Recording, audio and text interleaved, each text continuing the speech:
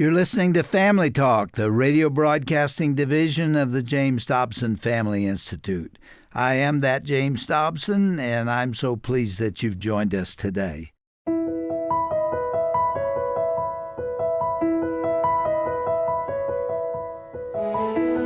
Hello there, friend, and welcome once again to Family Talk. I'm Roger Marsh, and I'm so glad you're listening to today's broadcast because it's on the very important topic of kids and bullying. Now, let's face it, when we were growing up, we know what it's like to be impacted by bullying. To one degree and another, all of us have been affected by it.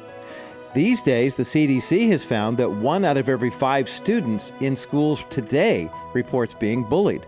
And bullying can manifest itself in many other ways. There's name-calling, being made fun of, excessive teasing. That can escalate to threats or intimidation. And sadly, sometimes that leads to the pushing and shoving and even physical violence that we've heard so much about. And then there's the issue of being the subject of rumors online or being left out of things on purpose, being singled out, ostracized. All of these things can scar a young person forever if left unchecked. I remember many years ago, I've got 3 kids, 2 daughters and a son, and my son Jake is 27 years old now. He's in grad school. But when he was in elementary school, he had an issue with his weight, and I remember dropping him off at school one day and watching him walk around certain groups of kids and make sure he didn't get in anybody's way. And I thought, that's so strange. He's a tall kid. He's a nice kid. He's got a lot of friends. Why is that happening? Years later, he told me that there were some kids who were bullying him at school. And he actually turned in, they had a program with the school where you could turn in anonymously a report of whether or not you were being bullied. And the assistant principal got involved. They brought the boys who were bullying into the office and brought their parents in too. And they wound up working out a deal where the bullying did stop. And I have to admit, I felt so horrible for him to find out that this had happened at school and he'd never involved his mother or me. Years later, when he told me the story, I was so proud of him for standing up for himself and taking issue with it, because he was being teased and bullied and ostracized for things that he really had no control over. It was called puberty. His body was changing, and it made him a little heavier than some of the other kids. But this is the way it is when it comes to bullying at a young age, is oftentimes the kids who are around are not wanting to pick on these other kids, but they see someone else being ostracized, and they say, thank the Lord, it's not me. I'm going to jump in on that too. So I know what it means to see the scars and the wounds of someone who had been bullied, and then when it is left unchecked, it can be very, very damaging. Maybe growing up, you found yourself as the bully, or maybe you were bullied, or maybe you just witnessed the bullying and you wanted to do something, but you felt like you had no power to help the victim. Well, in any case, there are emotional and psychological wounds that accompany any aspect of abuse, including the sometimes overlooked form called bullying. On today's edition of Family Talk, Doctor sat down with several school-age kids and their parents to discuss this emotionally charged topic. Their stories and their experiences are sobering, but they're also helpful and hopeful. Let's listen in now as a young girl answers Dr. Dobson's question, have any of you ever witnessed bullying in school?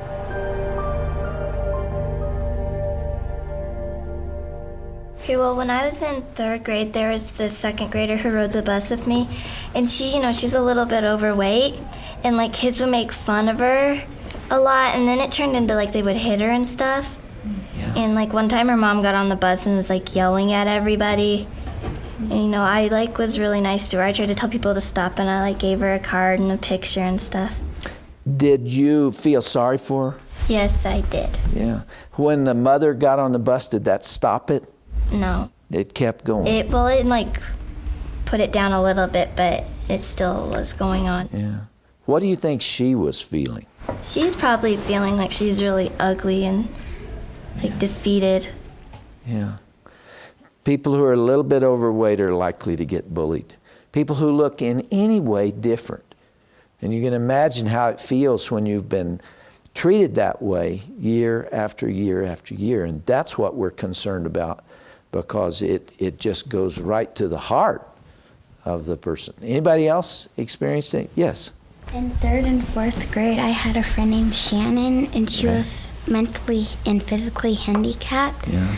And she wasn't fully potty trained yet. And when she had an accident, I was the only one who would go with her and help her change. And when the 5th graders came down the hallway, they would make fun of her because she had pull-ups in her locker. Jessica, do you know that's what Jesus would have you do? That's exactly what He wants you to do, what you did. And I thank you for having the courage to do that. Now, I want to ask you a more difficult question. Have any of you ever been bullied? Anybody been bullied? Aaron, let's hear your story. One time I was on the bus and this kid, he hit me across the face and I had 2 black eyes, and then I told the counselor, and then I went to the principal, and all these people, he made an investigation, and all these people wrote down that he hit me and everything, and then the principal gave me 3 days of suspension.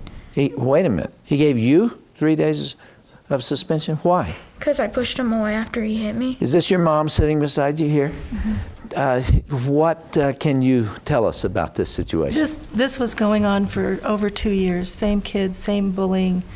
Lots and lots of talk about, his weight, calling him names at school, in class, that in must the have halls. hurt you. Yes. It got to the point where Aaron did not want to go to school. Like, he was very depressed, wanted to die, really. He told me he didn't want to live. And it got that bad, and we had talked to the principal and the counselor several times, and they kept sort of doing the same discipline methods over and over, but there wasn't an increase or any way we could see it could stop. How'd you stop it? Well, at some point, we decided to change their educational routine, and we've started sending them to a Christian school, and things are going better. We're doing some homeschooling. Both of my older kids are dyslexic. Uh-huh. So I believe it started way back in lowered self-esteem and, lots of things going on due to being dyslexic. Well, thank God you were on top of the issue, and even though it took you a while to find a solution, you eventually made the changes that were necessary. You think of those kids who have parents who aren't sympathetic to this, and then you have a school sometime that just won't listen. Or, Aaron, in your case, punish you both equally. Aaron, you feel a lot better about yourself now? Yeah, I have friends at the new Christian school, and no one makes fun of me there, so it's a lot better. Oh, that's good. Well, let me see the hands of any of you who are students who have not wanted to go to school because of this problem. 1, 2, 3, 4, 5, 6, 7, 8. Anybody have any perspectives here to share with us? Tell me, Rebecca. Well, last year I was in 2nd grade and school started, and I was there 2 days late, and people had already made friends and made choices who they were going to be friends with. Yeah. And since I was new, that made me a main target to be bullied and everything. And that was in the 2nd grade. That's too early to be going through something like that, Rebecca. How'd you feel? Real bad. Because at recess, people would, in the winter, they would throw snowballs at me and stuff. How long did it last? All year. All year. What grade are you in now? 3rd. Did you get over it? Kind of. Yeah, but it still hurts, doesn't it? You could cry right now, couldn't you? Because you remember what that feels like. You know what? I remember it too. I experienced it too. Almost all of us as adults have been through this, some a lot more than others. Any adults here? Any parents want to make a comment? Yes. I found something really interesting these last few years. I know that when Hannah was in elementary school, we went through a situation with her over a couple-year period of time. And we talked to the teacher, talked to the principal, but they really wanted us to deal with it as a family. Yeah. And I think that's different. I went to elementary school in the 50s, and certainly kids were bullied then and situations happened. But I distinctly remember principals and teachers and parents all being involved, working integrally together to try to solve it as a problem, and parents really being interested in solving it. And I think a couple of the situations that I've heard mentioned too, that even when it goes back, I think the situation here, when it goes back to a student's parent and the parent doesn't want to handle anything or they don't want to discipline anything, the school doesn't really have any options left. So it looks to me like we're dropping the ball a lot more often, and the students have to suffer more as a result of that because parents are kind of helpless if another student's parent won't take any action. Well, let me tell you a couple of things that have changed since that time that you're talking about, because I remember it too. In the earlier days, you're right. Schools felt a greater responsibility to put a stop to this. First of all, discipline was very much more tightly enforced in school at that time, and you didn't dare take on your teacher or the administrators of the school. And so there was just more safety for everyone because the school was more tightly governed. But also there was, I think, a greater sensitivity to those who were hurting. You can stop that as adults if you want to. Schools can stop it. Sure, they can stop it. Of course they can. They're there to teach, and you can't teach if there is disorder, and bullying is a terrible form of disorder. And the schools can deal with it. But I'm not sure they always feel like they should or that they have the wherewithal to do it. And sometimes, you know, the other thing that's changed is parents sometimes don't recognize the problem. Well, the parents really do need to listen when their kids say, I'm going through something tough. I'm not talking about just the ordinary, you know, complaints and fusses and fights that kids have with each other. I'm talking about when somebody has a big bullseye on them, you know, and everything is aimed at them. And in those cases, we really do need to come to the aid of those youngsters and work with the school. And if you have to, get them in another school. Okay, yes, right here. Giving you another perspective on the side of the actual bully. My son, who is now growing into a wonderful 16-year-old young man, when he was in kindergarten, I came to pick him up from school and was appalled to find out they had a play day that day, and he had been pulled from that play day with 3 of his friends to sit in the principal's office because he had been with a group of boys who had actually, and I'm not too sure what exactly happened, but the end result was another young boy being on the ground, and they were all kicking rocks at him. Of course, as a mother, I was appalled that my son, who is this wonderful young man, could even be involved with something like that. The best thing that ever happened to him at that point was that the teachers did take action, and he remembers it to this day, what actually happened. But me also as a parent, first of all, getting past my pride that my son could even do something like this and saying, wait a minute, you did do that. Now, and actually discussing with him on why, but also coming back and trying to teach Christian values that, no, this is not the way we treat people. But I had to get rid of my pride, first of all, and say... You know, any of us can fall into this. We really can. I had a very tender spirit when I was a kid. There was a youngster in our neighborhood that all the other boys disliked, and I left the safety of the gang where I was accepted to be the only friend with this young boy. And yet when I got into junior high and early high school, I got beat up pretty badly. I went through the same kind of thing. And I thought, that looks like fun. I'll pass it along to somebody else. And I picked out a kid that was about my size, but I thought that he was kind of a wimp, and I figured I could really give him a hard time. So I started bullying him. And I followed him into class one day, and I was just really giving him a hard time. And he turned out to be tougher than I thought he was. And he turned around and threw his books in my face. And by the time I could see him again, he hit me about 6 times on my head, just bang, bang, bang. And I got over bullying. I gave it up. I decided it was a bad deal. That was my only attempt at bullying anybody. But see, that's what happens. We sometimes, who are being hurt, will turn around and hurt others to try to feel better. They're making us feel insignificant and powerless, so I'll feel powerful by beating up somebody else. Thanks for spending some time with us. You're listening to Family Talk, a radio broadcast of the James Dobson Family Institute. I'm Dr. Tim Clinton, and we've come to the midpoint of today's broadcast. On behalf of Dr. Dobson and all of us here at JDFI, I want to thank you for listening today and, by the way, for your continued support. We're completely supported by you, our faithful listeners. We would not be able to bring programs to you like the one you're listening to today without your generous contributions. Learn how you can stand with us by visiting drjamesdobson.org. Let's get back to today's broadcast right now, here on Dr. James Dobson's Family Talk. Let me ask the kids who are here, have you ever bullied anyone? Let's see the hands of those of you who have. Yeah, quite a few. And you're being honest. Tell me why you did it.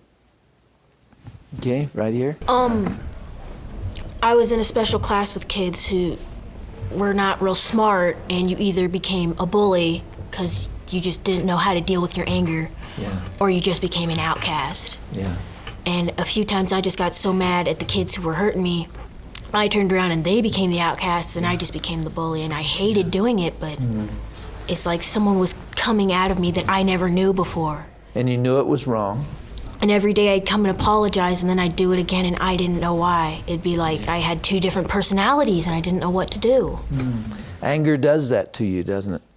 Have you dealt with your anger? Have you learned how to handle it in a different way? Yeah, now I'm trying to be more nice. It happened when I was in elementary school, and now when I came into middle school, I was still being made, I just turned around and became the outcast, and I was being made fun of because I was not real smart because I had dyslexia, and because I would hang out with the kids who were not real smart. You know, Christabel, I have to interrupt you. Having dyslexia does not mean you're not smart. Yeah, I know. It just means that you have a learning disability. And we all have some kind of shortcoming. That doesn't mean you're not smart, and it certainly doesn't mean you're not worthy and valuable. You know, I don't think you ought to refer to yourself as not smart. You sound pretty smart to me. But, you know, you can feel like when you're not smart when kids tell you that all the time. Are you learning to deal with that? Yeah. Not many kids make fun of me because since we became homeschooled and I go to a church for some homeschooling classes, I figure I should just act myself. And in school, everybody tries to find their place, but there's really no need. You just need to act yourself. You can be out loud and get in trouble, or you can just be yourself and be nice. Well, there are a number of things that kids do when they're angry. They can fight back. In fact, some of the violence that we're seeing on school campuses today usually come out of this kind of anger.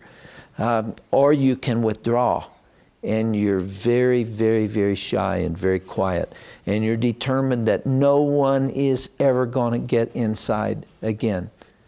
Or you can find some way to succeed. You can be in the band, you can play football, you can do other things. You know, there are many ways that you can deal with it, but you really do need to deal with it because you can't just stuff it inside. That does bad things inside. We got one last comment from Jessica, okay? Like, the bullying goes on at our school. There's this kid who's not physically handicapped, but he's mentally handicapped. Yeah. And he'll self-abuse himself because kids just pick on him. And in my social studies class, because he doesn't understand stuff that well, so he'll get up and ask teachers questions, but kids pick on him because they think he's dumb, or because a couple of weeks ago, kids were making fun of him, and he bit himself and tore off the skin because he got so mad. And you see why? He's got so much anger inside. So instead of lashing out or hitting somebody else, he turns that anger on himself. And that's very, very sad. Can you reach out to him? Be kind of hard, wouldn't it? Probably. Somebody needs to. Maybe there's somebody in your class who will say. I try being nice to him, but everybody starts like, why are you friends with him? You'll just become dumb because he's dumb and he's stupid. And so they start making fun of him. And then they start making fun of me because I try being nice to him. Yeah. Do you all believe when I tell you that somebody who is mentally handicapped and can't learn, I mean somebody that really has great problems, is just as good as you are? Just as good as the brightest person in school? Do you believe that? You believe that somebody who is not attractive and really has some serious flaw, and when you look at them you immediately think of that, is that person just as worthy in God's sight as you are? You know, we've got to understand that. We're all children of God. He made us. He didn't make mistakes, and He doesn't make junk. And He loves each one of us, and we need to treat each other like that, right here. My daughter Jennifer's experience happened during 5th grade. There were a group of girls, about 5 or so, that just formed a clique and excluded her and would do things like just take her school supplies and hide them, or pull the clips out of her hair. And the teachers and the principal, we all got involved, but nothing really seemed to be resolved until the parents of everyone got involved. And I ended up phoning the parents and explaining the problem, and they were all very receptive, and they were aghast at that. And they disciplined their daughters, and they made them accountable, and that turned around the situation. Well, that offers hope to those people who are listening to this on the radio, that especially the kids that are out there that are suffering and hurting, and they're wounded, and they think this will never change. We've talked to a lot of people today who have overcome it and gotten beyond it, and I pray that that will happen. You know, the Lord cares about this too. There's so much in the Bible about our caring for those who are less fortunate than we, or those that have less power or influence than we. He says, inasmuch as you do it unto the least of these, our brothers, you do it unto me. So when you all befriend someone who is really getting it, someone who is just being torn apart, it's as though you were doing it to Jesus Himself. And that kind of puts it in perspective. I want to say to all you kids who are here, don't believe the lie that you're not worthy, that you're somehow less than the rest of us, that you're a nothing, you're a wuss. Don't believe it. It is Satan's biggest lie. And you just put your shoulders back, and no matter what anybody else says, this is a temporary thing. You're going to get through this. You're going to get on your feet, and God's got something He wants you to do. And if you get that message from being here, it's worth our having been together.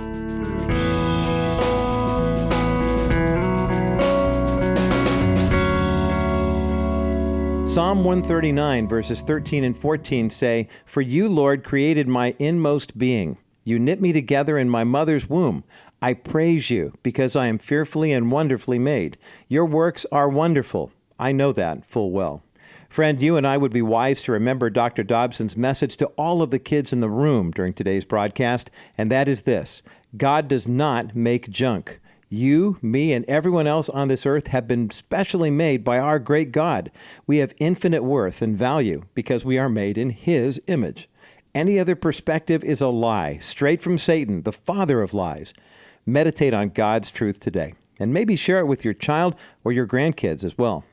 Now, to learn more about the effect that bullying has on kids and what you can do to help, visit our broadcast page at drjamesdobson.org/broadcast. That's drjamesdobson.org/broadcast. And while you're there, remember you can also listen to any of today's program that you might have missed. As a matter of fact, if you have an Amazon Echo smart speaker, you can listen to Family Talk every day simply by saying, "Alexa, play today's broadcast of Family Talk," or "Alexa, play Dr. James Dobson." However you listen, we are coming to you every day with relevant, valuable content to help strengthen and support your family. Thanks again for listening to Family Talk. For Dr. and Mrs. Dobson, Dr. Tim Clinton, and everyone else here at the Dr. James Dobson Family Institute, I'm Roger Marsh. God's richest blessings to you and your family.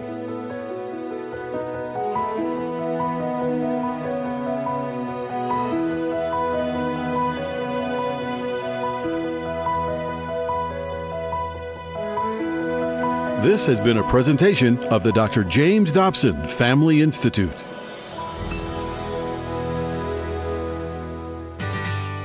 Are you searching for a way to stay connected on issues that matter to you in your everyday life? Hi, this is Dr. Tim Clinton for Family Talk. I hope you'll follow us on Twitter. Our feed is full of engaging content that you're going to want to interact with and pass along to some people you love. You can listen to our popular broadcast, stay informed with Dr. Dobson's newsletter, or read our blogs and articles and more. Find our Twitter page by searching for Dr. James Dobson, FT. That's Dr. James Dobson, FT. I think you'll be glad you did.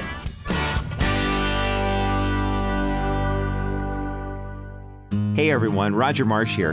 When you think about your family and where they will be when you're no longer living, are you worried? Are you confident? Are you hopeful? What kind of legacy are you leaving for your children and their children? Here at Family Talk, we're committed to helping you understand the legacy that you're leaving for your family.